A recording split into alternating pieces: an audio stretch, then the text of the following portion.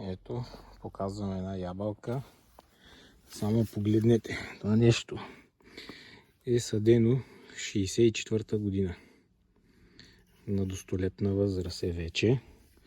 Кое е специфичното при нея? Изключително сладка. Има лек аромат за ябълка, даже силен. За първа година от няколко подред я пръскам, което позволи пълното им съхранение. Без вредители,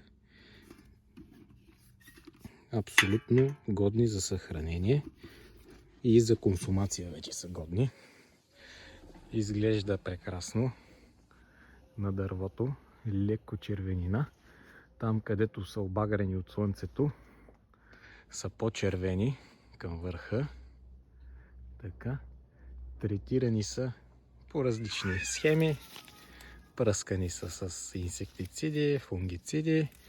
Бялото, което наблюдавате, е каолина, който бях качил в групите. Против изгаряне от слънцето го ползвам, защото на другите ми дървета имам много ясни щети от слънцето. Просто ги изпепелява и плодовете се съсипват на дървото. Тук е, може да видите, една добре обагрена. Тук също. Така изглежда. Дървото обаче си заминава. Все пак е на над 50 години, 50 и няколко.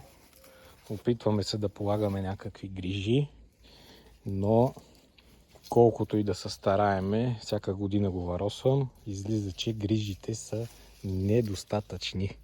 Или просто грижите вече не могат да му помогнат. Най-вероятно знаете, че общо взето това е неперспективно дърво, но плододава и съм преценил, че ще си го гледам докато плододава и докато напълно не се откаже.